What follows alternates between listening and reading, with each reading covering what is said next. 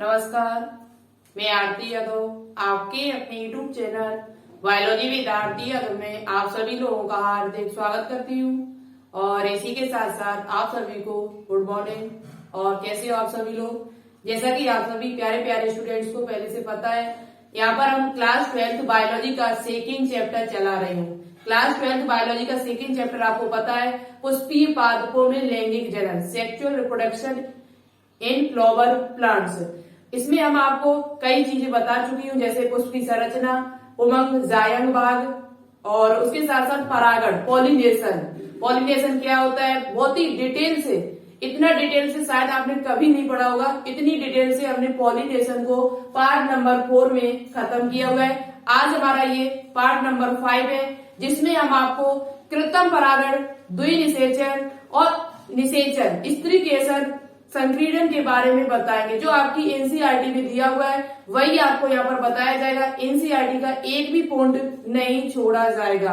और आपको यदि अच्छी तरीके से तैयारी करनी है तो एनसीईआरटी आपको अच्छी तरीके से आनी चाहिए, चाहे फिजिक्स हो, केमिस्ट्री हो, चाहे बायोलॉजी हो। एनसीईआरटी बेस पर आपको चलना है। आप किसी भी एग्जाम की तैयारी करना सभी के लिए इम्पोर्टेंट है, ठीक है। तो चलिए स्टार्ट करते हैं आज की क्लास को। इसी के साथ साथ शाम 7 बजे डेली चैनल पर लाइव क्लास चलती है, जिसमें हम आपको टॉप 500 क्वेश्चन सॉल्व करा रही हूँ। टॉप 500 क्वेश्चन सॉल्व करा रही हूँ, 500। तो आप उस क्लास को जरूर ज्वाइन किया। 100 क्वेश्चन हम उस क्लास में करा भी चुकी हूँ। 100 क्वेश्चन हम आपको करा भी चुकी हूँ। यदि आपको सफेद कोट पहनना है, इतना ही शौक है सफेद कोट पहनने का, तो क्लास जरूर ज्वाइन किया करो। और आज की क्लास को कंप्लीट देखना। बात करेंगे यहाँ पर द्विनिषेचन, जो आपको आपके एग्जाम में क्वेश्चंस पूछे जाते हैं द्विनिषेचन से। बहुत इंपॉर्टेंट है, मोस्ट इंपॉर्टेंट है। द्विनिषेचन से कई क्वेश्चंस बनते हैं, द्विनिषेचन से कई क्वेश्चंस आपके एग्जाम में बनते हैं। तो चलिए इसी के साथ वीडियो को स्टार्ट करते हैं। साथ ही साथ अभी तक आपने इस चैनल को सब्सक्राइब न किया हो तो प्लीज चैनल को सब्सक्राइब करने के साथ साथ बेल आइकन को प्रेस ऑल पर क्लिक जरूर कर लेना, जिससे हम कोई भी वीडियो डालते हैं आपके लिए तो आपके पास नोटिफिकेशन हमारा पहुंच जाए। तो चलिए बात करते हैं कि कृत्रिम परागण क्या होता है। परागण हम आपको बता चुके, किसी पराग कोश से निकलकर किसी मादा पुष्प के वर्तिकाग्र पर परागकणों के पहुंचने की क्रिया को, पोलन ग्रेन की पहुंचने की क्रिया को ही हम क्या कहते हैं? परागण कहते हैं, पॉलिनेशन कहते हैं। पराग कोश से पराग कणों का वर्तिकाग्र तक पहुंचने की क्रिया को ही क्या कहा जाता है? परागण कहा जाता है। लेकिन हमने आपको परागण बता दिया था, स्वपरागण, परपरागण, सजात पुष्पीय परागण। बात आई कृत्रिम परागण की। कृत्रिम का मतलब आपको पहले से पता है। कृत्रिम का मतलब होता है ऐसा परागण जो मनुष्य के द्वारा कराया जाता है। देखो आज हमारे इस भारत देश में जो गेहूं की अच्छी पैदावार, आज हमारे भारत देश में जो गेहूं की अच्छी पैदावार आपको दिखाई दे रही है, वो सिर्फ किसकी वजह से? कृत्रिम परागण की वजह से। कृत्रिम परागण यदि नहीं कराया जाता तो आज हमारे देश में धान, जो गेहूं की फसल है, वो इतनी अच्छी नहीं होती। हरित क्रांति जो आई है, हरित क्रांति, ग्रीन रेवोल्यूशन जो हमारे देश में आई हुई है, वो इसी की वजह से है। किसकी वजह से? कृत्रिम परागण की वजह से। कृत्रिम परागण की वजह से आज हमारे देश में हरित क्रांति है और ये गेहूं की फसल है बहुत ही अच्छी हो रही है, ठीक है, पैदावार बहुत ही अच्छी हो रही है। और यहाँ पर मैं आपको एक चीज और बताना चाहूंगी, क्योंकि पॉइंट आ गया हरित क्रांति पर, तो थोड़ा और सुन लीजिए, ठीक है। क्योंकि हमें क्या करना है, आपको बताना है, मेन पॉइंट आपको बताने हैं, ठीक है। तो एक पॉइंट और यहाँ पर सुन लीजिए। हमारे देश में जो हरित क्रांति यानी कि ग्रीन रेवोल्यूशन जो आया हुआ है, वो कृत्रिम परागण की वजह से आया, ठीक है। ग्रीन रेवोल्यूशन किसकी वजह से आया? इसके यहाँ पर आपसे जनक पूछे जाते हैं। कि हरित क्रांति के जनक कौन है भारत में? हरित क्रांति के बारे में किसने सबसे पहले बताया हुआ था? तो आपको पता है उनका नाम एम.एस. स्वामीनाथन। एम.एस. स्वामीनाथन, ठीक है। एम.एस. स्वामीनाथन को भारत में हरित क्रांति का जनक कहा जाता है। एम.एस. स्वामीनाथन को भारत में हरित क्रांति, ग्रीन रेवोल्यूशन का जनक यानी फादर कहा जाता है। आपको कमेंट बॉक्स में कमेंट करके बताना होगा कि विश्व में हरित क्रांति का जनक कौन है।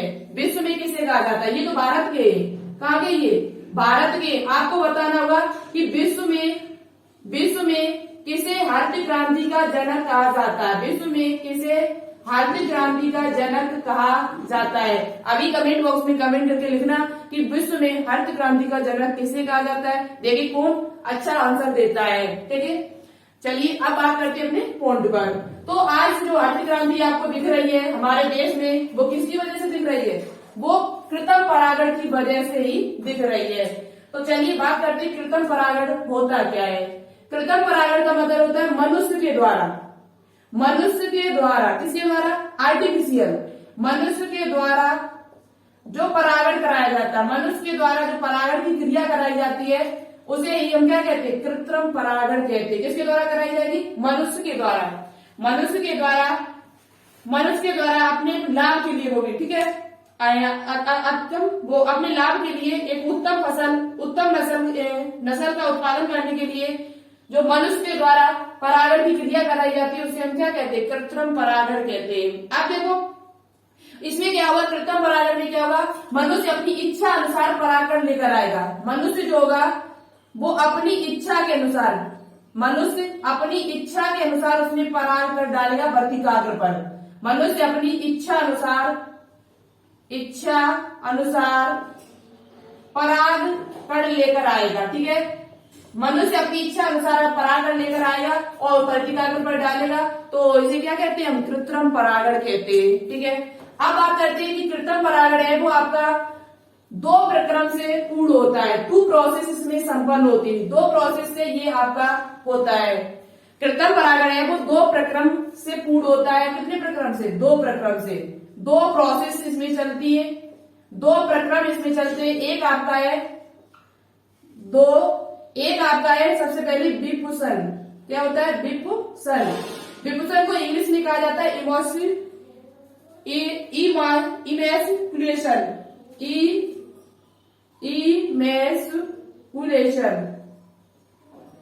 इमेस्कुलेशन। और आपका दूसरा आपका है बोरा विस्तारण कह दो, थैलीकरण कह सकते हो। इसे क्या कह सकते हैं? थैलीकरण या बोरा वस्त्र आवरण। थैलीकरण क्या कह सकते हैं? थैलीकरण करना। क्या करना? थैलीकरण करना यानी कि बैगिंग करना। क्या होता है अभी हम आपको आगे बताएंगे थैलीकरण का मतलब क्या होता है। तो देखो इसमें क्या होगा, सबसे पहले समझते कि डिफ्यूजन क्या है, इमास्कुलेशन क्या है। इमास्कुलेशन किसे कहते हैं? तो देखो डिफ्यूजन का मतलब क्या होता है, जब आपको पता है कि किसी डिफ्यूजन जो होगा वो द्विलिंगी पुष्प में ही लागू होगा। डिफ्यूजन की जो क्रिया होगी वो द्विलिंगी पुष्प में ही लागू होगी। कैसे? देखो इस क्रिया में क्या किया जाता है, इस क्रिया में जो पुष्प है उसमें जो पुंकेसर होते हैं, पुंकेसर, इस क्रिया में पुंकेसर को काट दिया जाता है। पुंकेसर को काट दिया जाता है। इस क्रिया में क्या किया जाता है, पुंकेसर जो होते हैं स्टेमेन, क्या होते हैं? स्टेमेन। इस क्रिया में जो स्टेमेन होते हैं उनको क्या कर दिया जाता है, काट दिया जाता है एक कैंची की सहायता से। कैसे? देखो, और ये जो क्रिया होगी, पहली बात तो एक बात है रखना, विपुसन की जो क्रिया होगी वो केवल द्विलिंगी पादपों में ही होगी संपन्न। विपुसन की जो क्रिया होगी वो किसमें होगी? द्विलिंगी। देखो यदि आपको परागण या दूसरे परागण को डालना है, जैसे ये हमने चित्र बनाया हुआ है पुष्प की संरचना। किसकी संरचना? पुष्प की संरचना हमने ये बनाई हुई है। ठीक है, पुष्प की संरचना बनाई हुई है। इसमें आपको पता है क्या निकलते हैं, इसमें आपके होंगे क्या? पुंकेसर होंगे। क्या होंगे? पुंकेसर। क्या होते हैं? पुंकेसर होंगे इसी में आपके। तो यदि आपको स्वपरागण करने से रोकना है, किसे? स्वपरागण करने से रोकना है, तो आपको क्या करना होगा, इन पुंकेसर को हटा देना है। क्या कर देना है? हटा देना है। तभी आपके कृत्रिम परागण हो पाएगा। तभी आपका क्या होगा? कृत्रिम परागण हो पाएगा। क्योंकि यदि आप हटाओगे नहीं इनको तो इनमें जो परागण बनेंगे, इनके पराग कोष के अंदर जो परागकण बनेंगे वो इसी में प्रवेश हो जाएंगे, तो आपका कृत्रिम परागण हो ही नहीं पाएगा। कृत्रिम परागण तभी तो होगा आपका जब आप ये जो पुंकेसर है इनको हटा दोगे, इन पुंकेसर को इस पुष्प से हटा दोगे, काट दोगे, तभी तो कृत्रिम परागण होगा। और ऐसा करेगा कौन? मनुष्य। हम ही लोग करेंगे ऐसा। में क्या करेंगे, इस पुंकेसर को किसी कैंची की सहायता से क्या करेंगे? काट देंगे। क्या करेंगे? काट देंगे। किसे? पुंकेसर को। जब पुंकेसर को काट दिया जाएगा तो ये हमारे क्या हो जाएंगे? समाप्त हो जाएंगे, ये हट जाएंगे। फिर आपका शेष क्या बचेगा, अंडाशय बचेगा पूरा, अंडक बचेगा या स्त्री केसर बचेगा। ठीक है, तो अब मुझे क्या करना है यहाँ पर, ये तो हमारा हो गया पुंकेसर हटा देना, जिसके लिए हम क्या कहते हैं, विपुसन कहते हैं, विपुसन। पुंकेसर को किसी पुष्प से पुंकेसर को हटा देना ही क्या कहलाता है, या काट दिया जाता है जब पुंकेसर को, तो उसे विपुसन कहा जाता है। और ये क्रिया आपकी केवल द्विलिंगी बाइसेक्सुअल पादपों में ही होगी। जो द्विलिंगी पादप होते हैं जिसमें दोनों लिंग पाए जाते हैं, नर और मादा, उन्हीं पादपों में ये क्रिया हुई, किसकी, विपुसन। एक लिंगी पादपों में विपुसन की क्रिया नहीं होती है। आपसे पूछा जा सकता है क्या एक लिंगी पादपों में, क्या एक लिंगी पादपों में विपुसन की क्रिया होती है, इमांसिपुलेशन की क्रिया होती है? तो आपका आंसर क्या होगा कि नहीं होती है। क्यों? क्योंकि उसमें केवल अंडाशय ही, केवल आपका अंडक ही होगा, के तो अंडक होगा उसमें, और के तो के आपका क्या होगा, पुंकेसर पुमंग होगा, पुंकेसर भाग होगा। अलग एक लिंगी का मतलब क्या होता है, जिसमें नर और मादा अलग अलग हो, जिसमें नर और मादा अलग अलग हो। तो या तो अंडक होगा या तो आपका स्त्री वो आपका पुंकेसर होगा। तो एक लिंगी पादपों में विपुसन की क्रिया नहीं होती, ये केवल द्विलिंगी पादपों में ही होती है। तो मैंने क्या किया, इन पुंकेसरों को काट दिया। अब पुंकेसरों को जब मैंने काट दिया तो मुझे क्या करना पड़ा, इसमें मुझे ये जो अंडा से बचा, ये पूरा जो अंडक बचा हुआ है, ये जो अंडक बचा हुआ है, तो अब मैंने क्या किया, इसमें मुझे करनी पड़ी थैलीकरण। क्या करना पड़ा, थैलीकरण की क्रिया, बैगिंग करनी पड़ी। बैगिंग का मतलब है इसमें मैंने एक पॉलीथन ली और उस पॉलीथन से पूरे अंडक को झांक दिया, अंडक को क्या कर दिया, कवर कर दिया। क्योंकि ये हम कवर नहीं करेंगे तो बाहर से कोई ना कोई हमारा परागकण आएगा अपनी दोबारा से, और वो यहाँ पर फिर अंकुरित हो जाएगा और निषेचन की क्रिया हो जाएगी, तो हमारी सब मेहनत फिर बर्बाद हो जाएगी। ठीक है, तो मुझे क्या करना पड़ेगा, इस पर एक आपको क्या करना है, थैली बना देनी है, एक बोरा लगा देना है। क्या लगा देना है, बोरा, यानी कि एक पॉलीथन लगा देनी है, बोरा वस्त्रावरण करना है, बोरा वस्त्रावरण। ये पॉइंट आपकी एनसीईआरटी में दिया हुआ है, थैलीकरण कह दो या बोरा वस्त्रावरण कह दो, बोरा वस्त्रावरण। यानी उस अंडक के ऊपर आपको एक थैली में वो संरचना लगा देनी है, कवर लगा देना है, जिससे क्या होगा, बाहर से कोई परागकण इसमें प्रवेश नहीं कर पाएंगे। तो इस क्रिया को कहा जाता है थैलीकरण। क्या कहा जाता है इस क्रिया को, इस क्रिया को क्या कहा जाता है, थैलीकरण करना कहलाता है, बैगिंग करना कहलाता है। इस क्रिया को क्या कहा जाता है, बैगिंग करना कहलाता है। और आपको समझ में आ गया होगा कि कृत्रिम परागण जो है वो दो प्रक्रम से संपूर्ण होता है। एक विपुसन, सबसे पहले आपका क्या होगा, विपुसन होगा, और फिर उसके बाद आपका क्या होगा, थैलीकरण होगा। और थैलीकरण जब हम कर लेंगे तो हम क्या करेंगे, बाहर से कुछ परागकण लेकर आएंगे अपनी इच्छा अनुसार, अपनी इच्छा अनुसार बाहर से कुछ परागकण लेकर आएंगे, पॉलिन ग्रेन। क्या लेकर आएंगे, पॉलिन ग्रेन अपनी इच्छा अनुसार लेकर आएंगे। और लेकर आने के बाद हम क्या करेंगे, इस थैली को हटा देंगे, इस थैली को क्या करेंगे, हटा देंगे। और हटाने के बाद इसमें क्या होगा, फिर इसमें परागकण डाल देंगे। क्या डाल देंगे, परागकण वर्तिकाग्र पर, इसकी वर्तिकाग्र पर परागकण डाल देंगे। परागकण डालने के बाद फिर पुनः इसे फिर ढक देंगे, क्योंकि ढकेंगे नहीं तो फिर दोबारा से कोई परागकण फिर आ सकता है। अपनी इच्छा अनुसार, अपनी इच्छा अनुसार आपको पादप को उगाना है तो आपको परागकण लेकर आना है, जिस पादप से लेकर, बाहर से कहीं से लेकर आना चाहते हो, अपनी इच्छा अनुसार वही परागकण इसमें लेकर आओगे। और लेकर आने के बाद इसमें क्या होगा, इस वर्तिकाग्र पर आप डाल दोगे और इसे फिर दोबारा से बोरा इसके ऊपर फिर पॉलीथन फिर डाल दोगे। इससे क्या होगा, धीरे धीरे उसमें एक नए बीजाणु यानी बीज का निर्माण हो जाएगा। ठीक है, तो इसे कहा जाता है कृत्रिम परागण। इस पूरी प्रोसेस को क्या कहा जाता है, कृत्रिम परागण कहा जाता है। हमारे हिसाब से आपको ये चीज समझ में आ गई होगी कि कृत्रिम परागण क्या होता है। सबसे पहले विपुसन करना है, फिर उसके बाद उसमें क्या करना है, बैगिंग करना है, बैगिंग के बाद फिर आपको परागण लेकर आना है, परागण की क्रिया करनी है, और परागण के बाद पुनः आपको फिर बैगिंग करनी है। तो देखो एक बार हम इसे लिख देते इस प्रकार से, विपुसन सबसे पहले करना है, विपुसन के बाद आपको क्या करना है, बैगिंग करनी है, विपुसन के बाद आपको पुंकेसर को हटा देना है, पुंकेसर क्या करना है, काट देना है, पुंकेसर, समझ में आ गया, पू से क्या हो जाएगा, पुंकेसर, यानी विपुसन की क्रिया में पुंकेसर को हटाया जाता है, पुंकेसर को काट दिया जाता है। तो विपुसन के बाद फिर बैगिंग करना है, आपको क्या करना है, बैगिंग करना है, थैलीकरण करना है। उसके बाद आपको परागण की क्रिया करानी है। क्या करानी है, पॉलिनेशन कराना है, यानी परागकणों को वापस ले जाना है वर्तिकाग्र के पास। और परागण के बाद फिर क्या होगा, पुनः बैगिंग फिर करनी है आपको। क्या करनी है, पुनः बैगिंग आपको फिर करनी है, जिससे क्या हो, बाहर से कोई दूसरा फिर दोबारा से परागकण न आ जाए।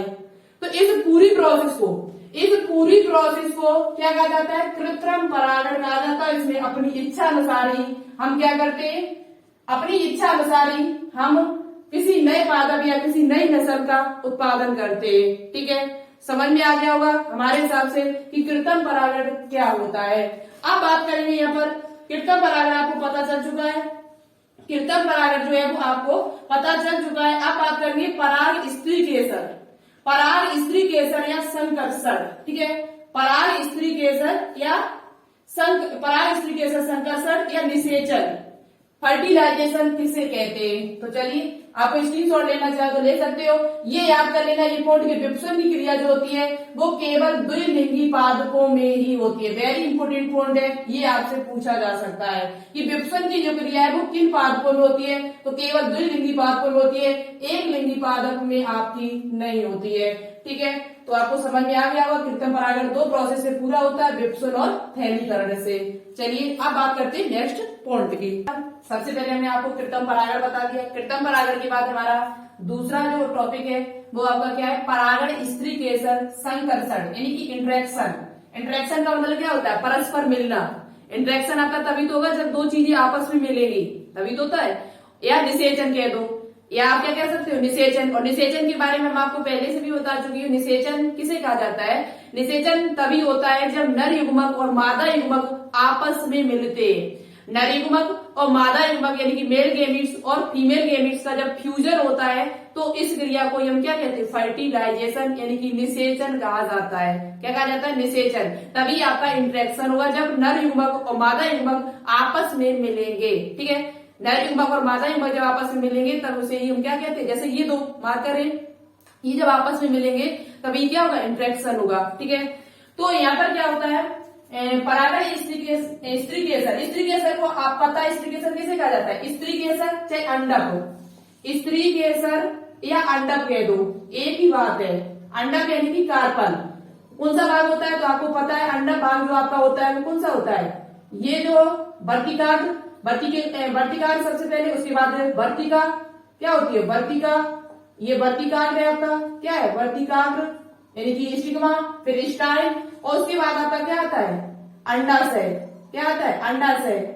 ये आपका क्या होता है, अंडाशय होता है। ठीक है, ओवरी जिसे कहा जाता है, क्या कहा जाता है, ओवरी। तो ये जो पूरा भाग है, इसे ही क्या कहा जाता है, स्त्री केसर या अंडक कहा जाता है। आपको पता है कि परागकण जो आएंगे वो कहां पर मिलेंगे, आगे यहीं पर तो है ना उनको, उनका टारगेट क्या है, परागकण जो होंगे आपके पराग कोष से निकलकर वो कहां पर आएंगे, अंडक या भ्रूण कोष पर मिलेंगे आगे। भ्रूण कोष में जो अंड कोशिका है उसी से आकर आपके मिलेंगे आगे। ठीक है, तो ये पूरी संरचना क्या कहलाती है, स्त्री केसर या अंडक कहलाती है। और ये इसकी वर्तिका, ये बीच वाला भाग क्या है, अंडाशय। और अंडाशय के अंदर ही आपका क्या पाया जाता है, बीजांड। अंडाशय के अंदर ही आपका क्या पाया जाता है, बीजांड। और बीजांड के अंदर ही आपका क्या होता है, भ्रूण कोष। सरल संरचना बना रहे, बहुत ही सरल है जिसे आप समझ सको। वैसे बीजांड की संरचना ऐसी नहीं होती है, लेकिन आपको समझाने के लिए बता रहे। अंडाशय सबसे ऊपर क्या होता है, अंडाशय। अंडाशय के बाद क्या होता है, बीजांड। बीजांड के अंदर क्या होता है, भ्रूण कोष, एम्ब्रॉय सैक। और एम्ब्रॉय सैक में ही हमारी अंड कोशिका पाई जाती है। एम्ब्रॉय सैक के अंदर ही हमारी कौन सी कोशिका पाई जाती है, अंड कोशिका। जब तक परागकण आपकी अंड कोशिका से नहीं मिलेंगे, तब तक निषेचन की क्रिया नहीं होगी, तब तक निषेचन क्रिया हो ही नहीं सकती है। तो कैसे होती है, चलिए यहाँ पर हम समझाते हैं। निषेचन आपको पता है, निषेचन किसे कहते हैं, तो नर युग्मक और किसी पुष्प के नर युग्मक और मादा युग्मक यानी मेल गैमीट और फीमेल गैमीट्स का जब क्या होगा, संयोजन होगा, मिलन होगा, नर युग्मक और मादा युग्मक के मिलने की क्रिया यानी कि या संयोजन की क्रिया को, फ्यूजन की क्रिया को निषेचन कहा जाता है। क्या कहा जाता है, निषेचन कहा जाता है। ठीक है, निषेचन कहा जाता है। आपको पता है पुष्टि पादपों में ही निषेचन की क्रिया होती है। अब यहाँ पर आपको क्या सीखना है, नर युग्मक और मादा युग्मक के संयोजन के यानी फ्यूजन की क्रिया को निषेचन कहते हैं। और आवृतबीजी पौधे यह क्रिया परागकण से बने नर युग्मक व बीजाणु के स्थित भ्रूण कोश में अंड कोशिका के संयोजन द्वारा होता है। निषेचन की क्रिया आपकी तभी होगी जब आपके परागकण यहाँ पर अंड कोशिका जो आपका बीजाणु है, बीजाणु के अंदर भ्रूण कोश है, भ्रूण कोश से जब तक अंड कोशिका से नहीं मिलेंगे, अंड कोशिका से जब तक परागकण नहीं मिलेगा तब तक आपकी निषेचन की क्रिया पूर्ण नहीं होगी। ठीक है, तो इसे कहा जाता है आपका परागकण स्त्री केसर या निषेचन कहा जाता है। परागण स्त्री केसर संकर्षण या निषेचन इसे कहा जाता है। अब यहाँ पर देखो निषेचन तो होगा, निषेचन की क्रिया तो होगी, लेकिन निषेचन की क्रिया होगी कैसे? कैसे परागकण अंदर प्रवेश करेगा, परागकण वो अंदर कैसे प्रवेश करेगा, बात ये है आपकी। ठीक है, तो देखते हैं परागकण अंदर कैसे प्रवेश करते हैं। ये यहाँ पर हम साफ कर रहे हैं और आपको अच्छी तरीके से समझाने की कोशिश करेंगे। परागकण का वर्तिकाग्र पर अंकुरण, सबसे पहले क्या होगा? परागकण जो आपके बने हुए हैं, परागकण जो आए हुए हैं, परागकण का वर्तिकाग्र पर परागकण का वर्तिकाग्र पर अंकुरण, मतलब जो जर्मिनेशन जो आपका परागकण है वो वर्तिकाग्र पर कैसे अंकुरण होंगे, कैसे अंकुरित होंगे, इसे इंग्लिश में कहा जा सकता है आपका germination of pollen grain on stigma. English में आप लिखना चाहते हो तो लिख सकते हो जर्मिनेशन ऑफ पॉलिन ग्रेन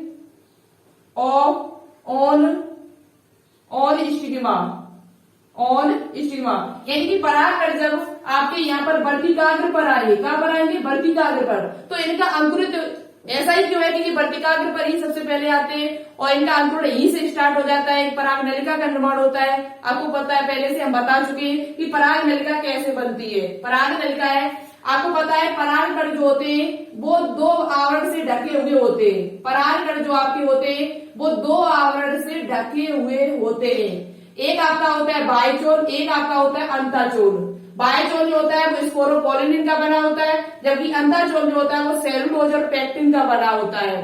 तो जो अंतःचोल होता है कौन सा? इंटाइन। अंतःचोल जो होता है, अंतः भाग जो होता है इसका इंटाइन, कौन सा भाग? इंटाइन भाग जो होता है, इसी से इसमें एक बीच में जनन छिद्र पाया जाता है जो आपका ये है। ठीक है, और दूसरी बात आपको पता है इसमें दो नरयुग्मक होते हैं और एक आपकी कौन सी होती है? एक आपकी कायक कोशिका होती है परागकण के अंदर। परागकण के अंदर दो नरयुग्मक होते हैं, हम आपको पहले ही बता चुके हैं। परागण जब हमने पढ़ाया था पीछे, जब नरयुग्मक पढ़ाया था तब भी बताया हुआ था। एक बार दोबारा से सुन लो कि यहाँ पर दो नरयुग्मक होते हैं। कितने नरयुग्मक होते हैं? दो नरयुग्मक होते हैं और एक आपकी कायक कोशिका होती है जो आपकी बड़ी होती है। ठीक है, दो नरयुग्मक होते हैं और एक कायक कोशिका होती है। ये जनन छिद्र होता है, जर्मपोर होता है। इसी की जो अंतःचोल है, इसी की सहायता से अंतःचोल से ही आपकी पराग नलिका बनती है। अंतःचोल से ही पूछा जाए आपसे कि पराग नलिका का निर्माण कहाँ से होता है? पराग नलिका का निर्माण है वो आपका कहाँ से होता है? तो पराग नलिका का जो निर्माण होता है वो आपका अंतःचोल से होता है। किससे होता है? पराग नलिका यानी कि जो पॉलिन ट्यूब बनी हुई है, पॉलिन ट्यूब की सहायता से ही तो जाएगा अंदर। पॉलन ट्यूब जब तक नहीं बनेगी तब तक अंड कोशिका से कैसे जाएगा? किसी न किसी सहायता से जाना उसे। तो पराग नलिका जो है आपकी पॉलन ट्यूब है वो आपकी किससे बनती है? तो वो आपकी परागकण के अंतःचोल से बनती है। अंतःचोल में उसका विकास होता है, धीरे धीरे विकास होता है। विकास होने के बाद उसमें क्या होता है? उसमें ये अंतःचोल जो होता है वो पराग नलिका का निर्माण कर देता है। ठीक है, इतनी बात समझ में आई। अब क्या होगा यहाँ पर? परागकण का वर्तिकाग्र पर अंकुरण। देखो परागकण का वर्तिकाग्र पर अंकुरण कैसे होगा? देखो यहाँ पर क्या होता है? वर्तिकाग्र जो होता है उसमें एक पदार्थ स्रावित होता है। वर्तिकाग्र जो होता है, वर्तिकाग्र पर एक पदार्थ स्रावित होता है, प्रोटीन नामक। एक पदार्थ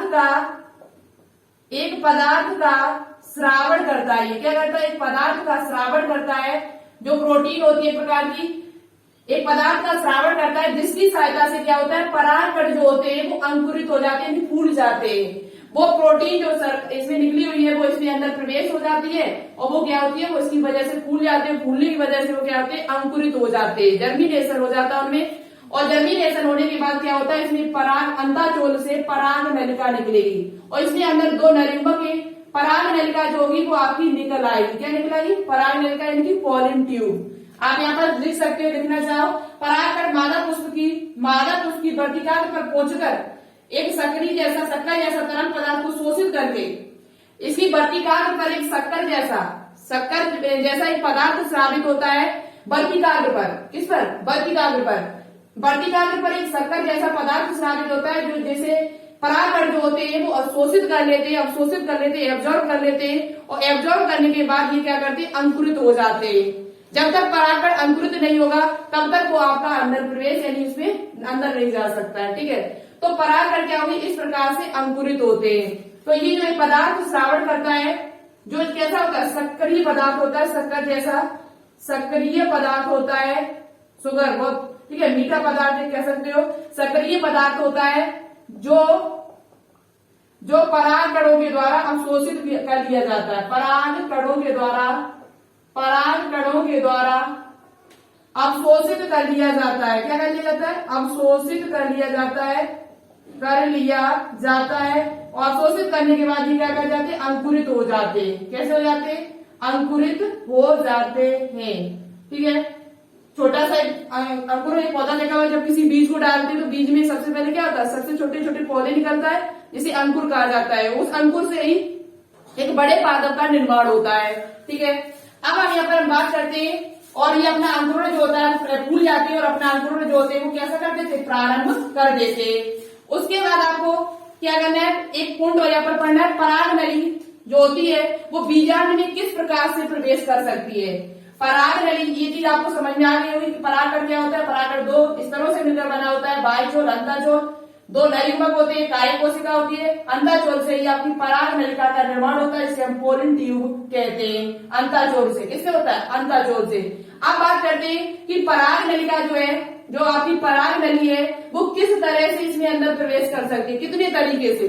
तो पराग नली जो है वो अंड कोशिका के पास जाने के लिए उसके पास 3 रास्ता है। पराग नली का अंड कोशिका तक पहुंचने के लिए उसके पास 3 रास्ते। कितने रास्ते? 3 रास्ते। एक तो आपकी ये निवार की तरह आएगी, ऊपर आपको पता है, नीचे आपका बीजांड द्वार होता है। हमने चित्र की सहायता से पीछे समझाया हुआ था। चलिए दोबारा से चित्र बनाते तो आपको समझ में आ जाएगा। ठीक है, दोबारा से चित्र बनाते तो आपको समझ में आ जाएगा। परागकण जो होते हैं, पराग नली जो होती है वो 3 तरीके से, 3 रास्तों से अंदर प्रवेश कर सकती है।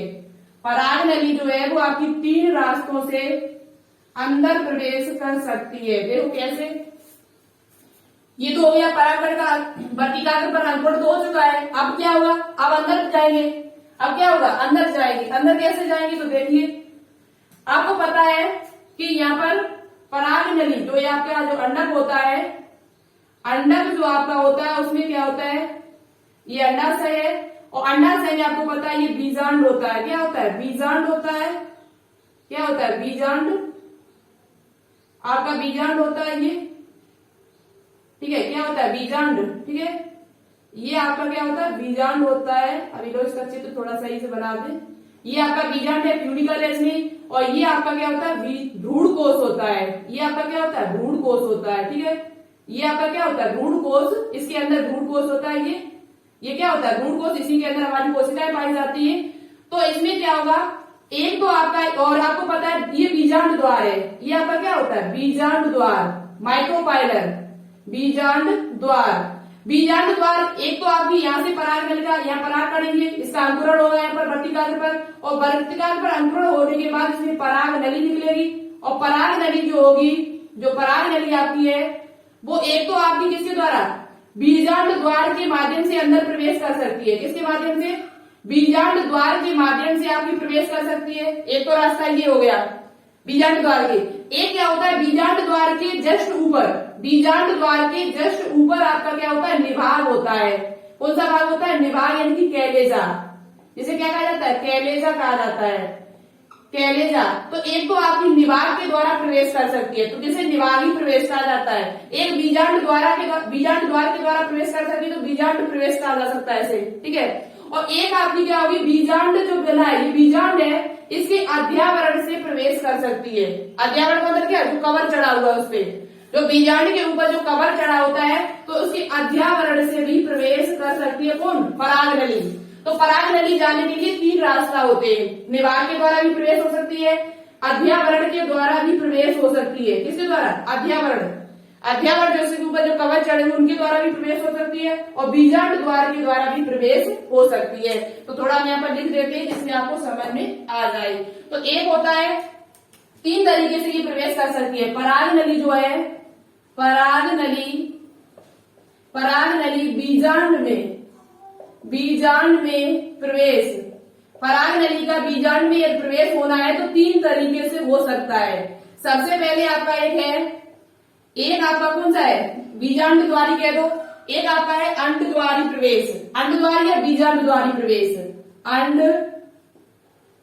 अंडद्वारी प्रवेश। आपसे पूछा जा सकता है कि निम्न में से किस तरीके से पराग नलिका अंदर जा सकती है, निम्न में से किसके द्वारा पराग नलिका अंदर प्रवेश कर सकती है? तो आपका एक अंडद्वारी प्रवेश, जिसे इंग्लिश में कहा जाता है पोरोगेमी। क्या कहा जाता है? पोरोगेमी कहा जाता है। ठीक है, पोरोगेमी क्या होता है? तो पराग नली का अंडद्वार से प्रवेश होना, पराग नली का अंडद्वार की सहायता से प्रवेश होना, ये क्या कहा जाता है? पोरोगेमी कहते हैं। दूसरा आपका होता है निभागी प्रवेश, निभागी प्रवेश, जिसे इंग्लिश में कहा जाता है निभागी प्रवेश होना, निभाग की सहायता से प्रवेश, इसे कहा जाता है कैलिजोगेमी। क्या कहा जाता है? कैलिजागेमी, कैलिजागेमी कहा जाता है। ठीक है, निभागी प्रवेश। एक आपका तीसरा होता है अध्यावरणी प्रवेश, अध्यावरण यानी कि बीजांड की सहायता भी, ये अध्यावरण चढ़े हुए इसके ऊपर कवर चढ़ा हुआ है तो बीजांड में अध्यावरण को फाड़कर तोड़कर ये अंदर प्रवेश कर जाए तो अध्यावरणीय प्रवेश। ठीक है, अध्यावरणीय प्रवेश जिसे इंग्लिश में कहा जाता है आपका मीसोगेमी। क्या कहा जाता है? मीसोगेमी। तो ये तीनों आपको पॉइंट अच्छी तरीके से याद कर लेने और साथ ही साथ लिख लेने लिए। पराग नली है वो आपके निभाग के द्वारा भी प्रवेश कर सकती है, बीजांड द्वार के द्वारा भी प्रवेश कर सकती है और अध्यावरण की सहायता से भी अंदर प्रवेश कर सकती है। तो 3 रास्ता है इसके। एक पराग कणों को अंदर जाने के लिए कितने रास्ते हैं? 3 रास्ते। एक आपका है पोरोगेमी, एक आपका है कैलिजागेमी, तीसरा आपका है मीजोगेमी। तो पराग नली का बीजांड में प्रवेश हो गया। ठीक है, 3 रास्तों से ये प्रवेश कर सकती है। तो इतनी बात आपको समझ में आ गई होगी। अब बात करते हैं पराग नली का भ्रूण कोश में प्रवेश कैसे हो रहा है। फिर उसके बाद आपका आएगा क्या? द्विनिषेचन। देखो पराग नली जो होती है वो भ्रूण कोश में किसकी सहायता से प्रवेश करती है? यदि आपसे पूछा जाए कि पराग नली जो है वो भ्रूण कोश में किसकी सहायता से इसका प्रवेश होता है, किसकी सहायता से प्रवेश ये करती है? तो देखो पराग नली जो होती है, पराग नली यहाँ पर हम इसे साफ कर रहे हैं, आपने लिख लिया होगा, इसे हम साफ कर रहे हैं, आपने लिख लिया होगा। अब बात करते हैं पराग नली जो होती है वो भ्रूण कोश में ही कैसे पहुंच जाती है, कैसे, क्या है जरूरी है कि ये भ्रूण कोश में जानी चाहिए थी, कहीं अदर भाग में घुस जाती? ठीक है, कैसे पहुंची वहां तक? हमने आपको पहले भी बताया हुआ है कि पराग नली जो होती है वो भ्रूण कोश में, पराग नली थोड़ा लिख लें यहाँ पर, पराग नली भ्रूण कोश में एम्ब्रॉय सैक, क्या कहते थे? एम्ब्रॉय सैक में प्रवेश। पराग नली का एम्ब्रॉय सैक में प्रवेश कैसे होता है? तो पराग नली जो भ्रूण कोश में प्रवेश करती है, आपको पता है कि ये आपका क्या है? भ्रूण कोश है। ये आपका क्या है? भ्रूण कोश है। और भ्रूण कोश में क्या होता है? एक अंड कोशिका होती है, उसके पास ही 2 सहायक कोशिकाएं होती है, ऊपर उसके क्या होती है? 3 प्रतिमुखी कोशिकाएं होती है, एंटीपोडल सेल होती है, बीच में आपके 2 केंद्रक होते हैं। कितने केंद्रक होते हैं? ध्रुवीय केंद्रक जिसे कहा जाता है। क्या कहा जाता है इसे? ध्रुवीय केंद्रक इसे कहा जाता है या द्वितीय केंद्रक कहा जाता है। ठीक है, और ये आपकी क्या होती है? प्रतिमुखी कोशिकाएं होती है। कौन सी कोशिकाएं? प्रतिमुखी कोशिकाएं यानी कि एंटीपोडल सेल होती है। ये आपकी बीच की जो कोशिका होती है, जो बड़ी आपको दिखाई दे रही है, आपकी अंड कोशिका है। कौन सी कोशिका है? अंड कोशिका है, जो भ्रूण कोश के अंदर होती है। किसके अंदर होती है? भ्रूण कोश के। मादा इनकी फीमेल गेमिटोफाइट जो होता है उसे क्या कहा जाता है? भ्रूण कोश कहा जाता है। भ्रूण कोश के अंदर ही मादा युग्मक का निर्माण होता है। भ्रूण कोश के अंदर ही मादा युग्मक का निर्माण होता है, जबकि नर युग्मक का जो निर्माण होता है वो पराग कण के अंदर होता है। किसके अंदर होता है? पराग कण के। तो ये आपकी ये जो दो कोशिकाएं, इनको क्या कहा जाता है? एक ये और एक ये वाली, ये जो पास की जो दो कोशिकाएं, इनको सहायक कोशिकाएं कहा जाता है। हम आपको पहले बता चुकी है। सिनर्जिड सेल, सहायक कोशिका, सिनर्जिड क्या कहा जाता है? Synergid cells. जो इन्हें हम हेल्पिंग कोशिका, हेल्पिंग सेल भी कह सकते हैं। क्यों? क्योंकि ये कोशिकाएं क्या करती है, इनके ऊपर पाया जाता है एक कुछ तंतु पाए जाते हैं जिन्हें कहा जाता है फिलीफॉर्म, फिलीफॉर्म क्या कहा जाता है? फिलीफॉर्म संपुट या फिलीफॉर्म एपेरेटस। तो इनके ऊपर सहायक कोशिकाओं के ऊपर क्या पाया जाता है? यहाँ पर लिख सकते हो, पराग नली जो प्रवेश करती है वो सहायक कोशिकाओं की सहायता से करती है। पराग नली जो भ्रूण कोश में जो प्रवेश करती है वो सहायक कोशिकाओं की सहायता, सहायक कोशिकाएं इसे पथ प्रदर्शन कराती, सहायक कोशिकाएं पराग नली को प्रवेश, इसमें एक रसायन स्रावित होता है। सहायक कोशिकाओं से रसायन स्रावित होते हैं, कुछ केमिकल स्रावित होते हैं, जिनकी सहायता से पराग नली जो होती है वो भ्रूण कोश में प्रवेश कर जाती है। कौन कौन से? जैसे बोरॉन होता है, कैल्शियम होता है, कुछ शर्करा निकलती है। बोरॉन, कैल्शियम जैसे तत्व निकलते हैं इससे, सहायक कोशिकाओं से। सहायक कोशिकाओं का, सहायक कोशिकाओं के ऊपर पाया जाने वाला फिलीफॉर्म, फिलीफॉर्म जो अपैरेटस होता है, अपैरेटस, फिलीफॉर्म संपुट जो होते हैं, तंतु जो पाए जाते हैं, उन्हीं की सहायता से आपका क्या निकलता है? एक रसायन निकलता है फिलीफॉर्म। फिलीफॉर्म जो संपुट पाए जाते हैं उन्हीं की सहायता से, सहायक कोशिका की सहायता से ही पराग नली भ्रूण कोश में प्रवेश कर पाती है, भ्रूण कोश में प्रवेश करती है। किसकी सहायता से? सहायक कोशिका। क्यों? क्योंकि सहायक कोशिकाओं में क्या होता है?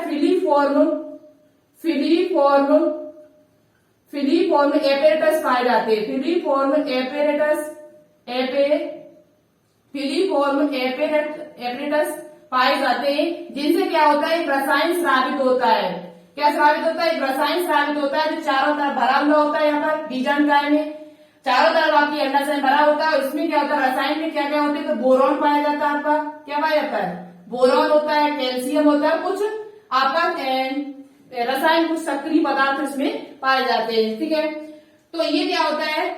शर्करा की सहायता से भ्रूण में प्रवेश कर जाती है। फिलीफॉर्म की सहायता से, आपसे पूछ रहे हैं सहायक कोशिका किसकी सहायता से? पराग नली है वो किसकी सहायता से प्रवेश करती है? तो सहायक कोशिकाओं की सहायता से। सहायक कोशिकाओं में पाए जाने वाले फिलीफॉर्म संपुट की सहायता से प्रवेश करती है। तो ये आपका क्या हुआ? पराग नली, जिसमें पराग नली जो है वो कहां तक पहुंच गई है? पराग नली जो आपकी है वो भ्रूण कोश तक पहुंच गई है। कहां तक पहुंच गई है? भ्रूण कोश तक।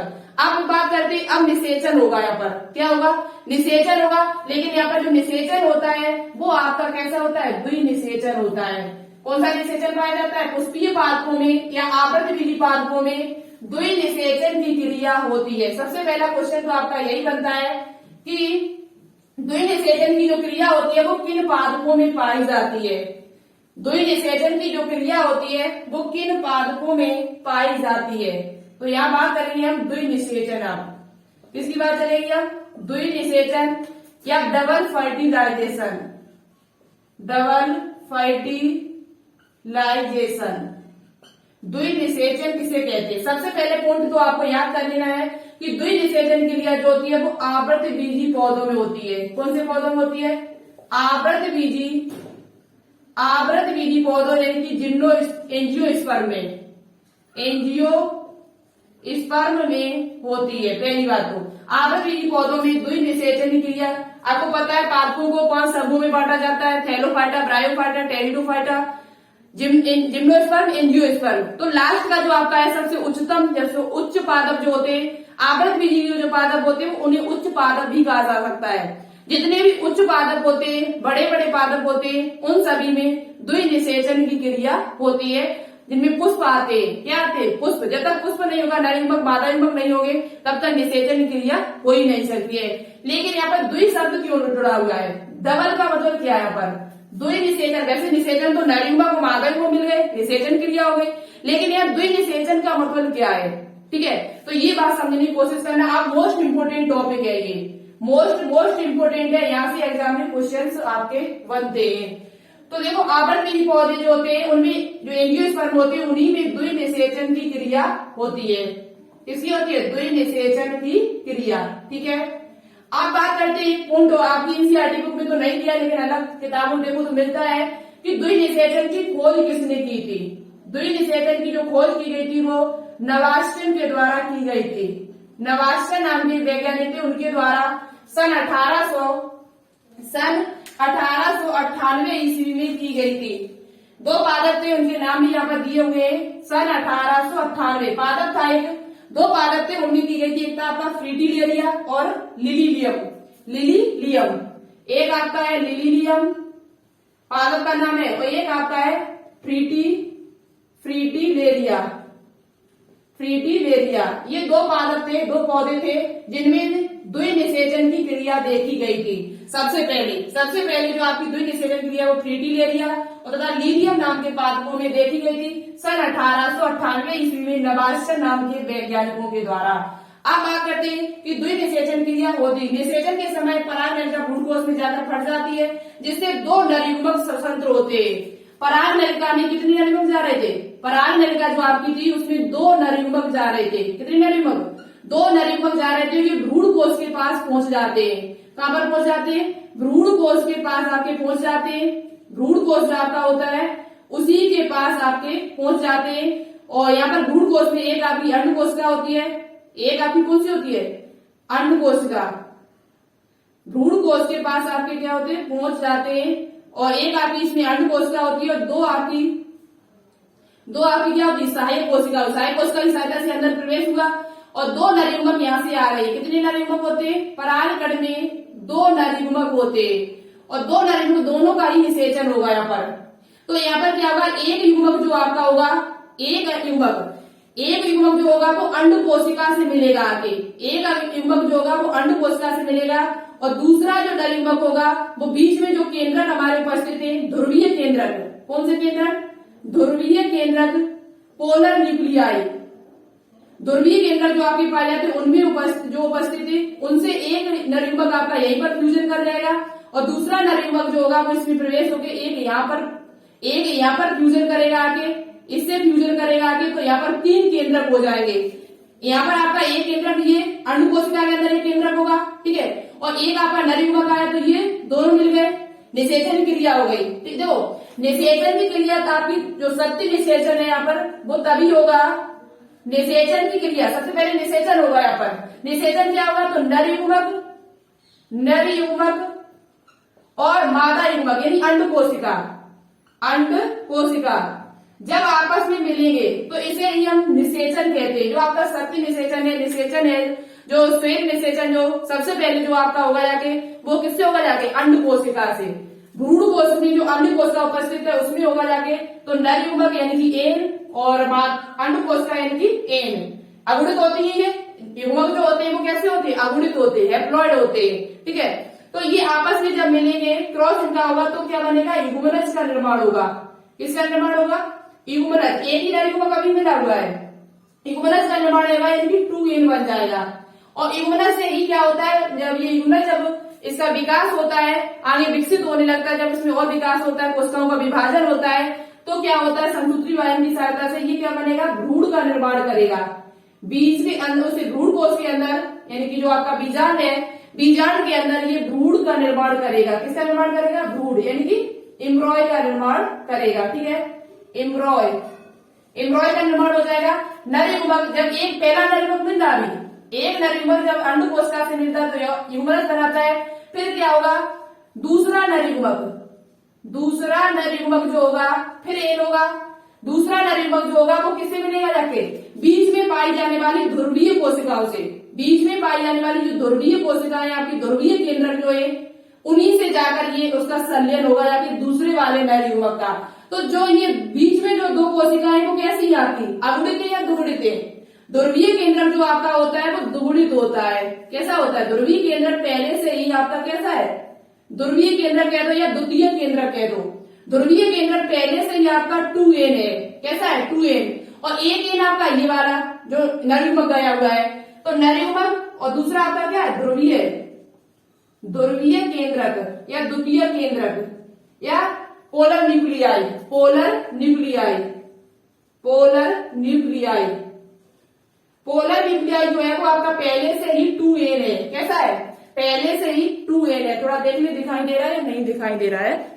न क्यों हम लिखते रहे? हाँ, थोड़ा थोड़ा दिखाई दे रहा है तो सही दिखाई दो। यहाँ पर जो पहले से ही आपका क्या है, ये पोलर न्यूक्लियाई होता है वो सही से देखो, राइटिंग नीचे लिख रहे हैं इसलिए सही राइटिंग नहीं आ रहा है।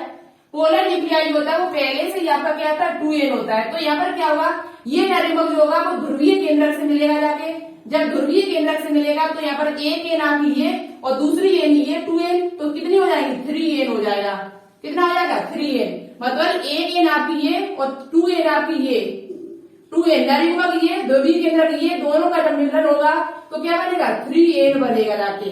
इस क्रिया को जब नरिम्बक ध्रुवीय केंद्रक से मिलता जाके, जब नरिम्बक ध्रुवीय केंद्रक से मिलता जाके, ये क्वेश्चन आपसे पूछा जा सकता है कि नरिम्बक जब ध्रुवीय केंद्रक से मिलता है तो इस क्रिया को क्या कहते हैं? तो इस क्रिया को त्रिसमेकन या त्रिसंलयन कहते हैं, ट्राई फ्यूजन, ठीक है, ट्रिपल फ्यूजन। तो ये नरिम्बक जब और ध्रुवीय केंद्रक जब मिलते हैं तो इस क्रिया को त्रिसमेकन कहा जाता है, त्रिसमेकन या त्रिसंलयन कह दो। क्या कहते हैं, त्रिसंलयन। और यहाँ पर जो त्रिसंलयन जो आपका ये बीच वाली जो कोशिका ये जो आपकी यहाँ पर तीन कोशिकाएं मिल गई तो ये त्रिसंलयन त्रिगुणित हो गया। पूछा जाए आपसे कि ये त्रिगुणित जो आपका यही जो ध्रुवीय केंद्रक होंगे जब ये 3n, तो इसे हम जब मिलेंगे आगे तो जो संरचना बनके तैयार होगी इसे कहा जाता है प्राथमिक भ्रूण कोश। प्राथमिक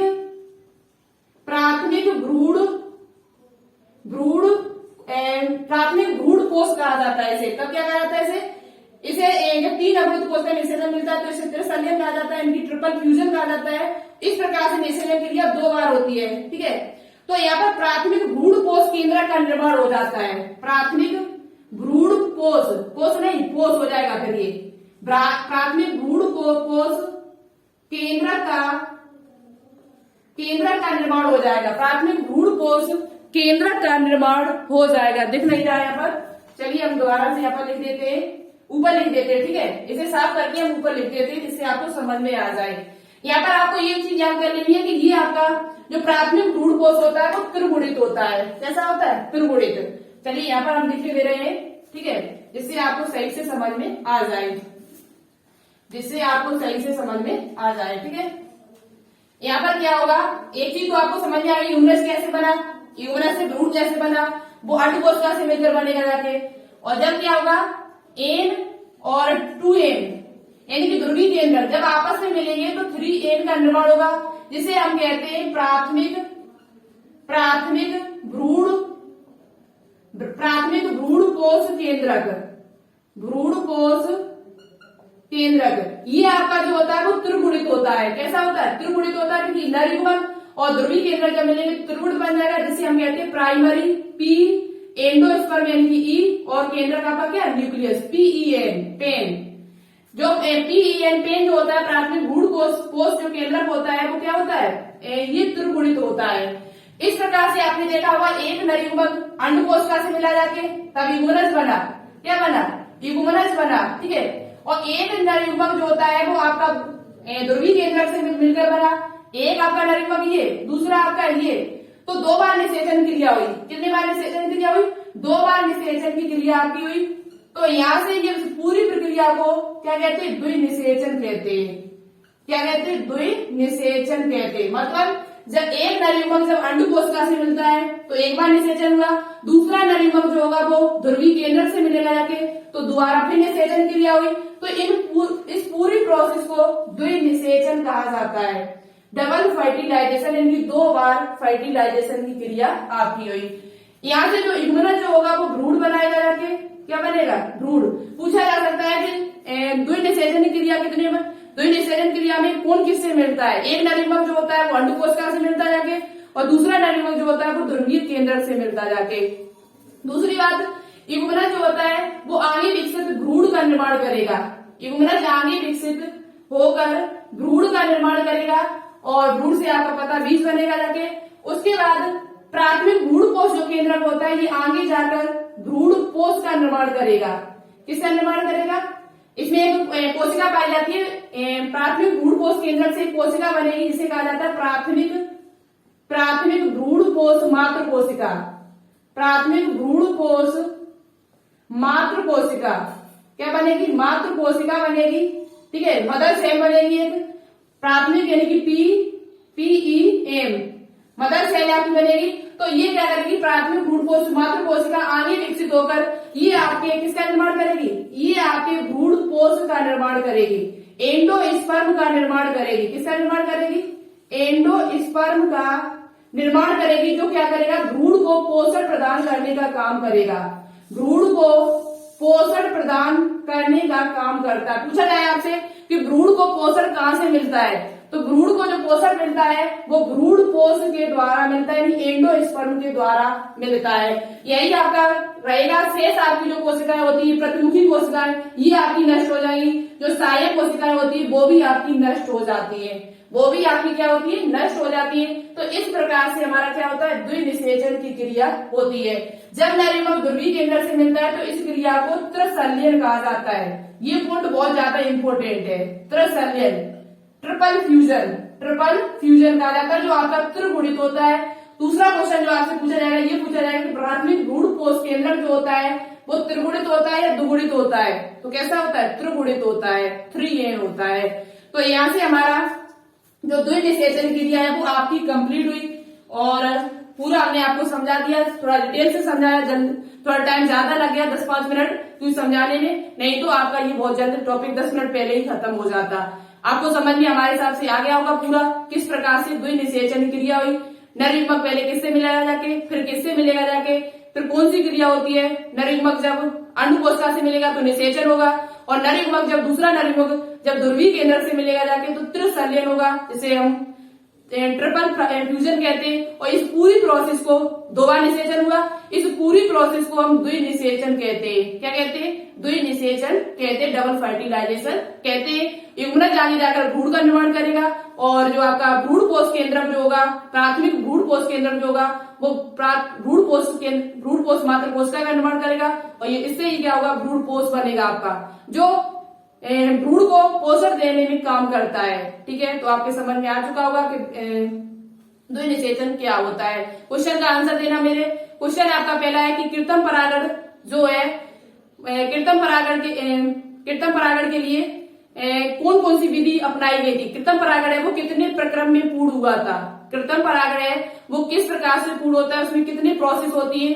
दूसरा क्वेश्चन आपको बताना होगा कि भ्रूण कोष जो होता है उसमें कितने कोशिका होती है, कितने केंद्रक होते हैं? भ्रूण कोष में कितनी कोशिकाएं होती है, कितने केंद्रक होते हैं?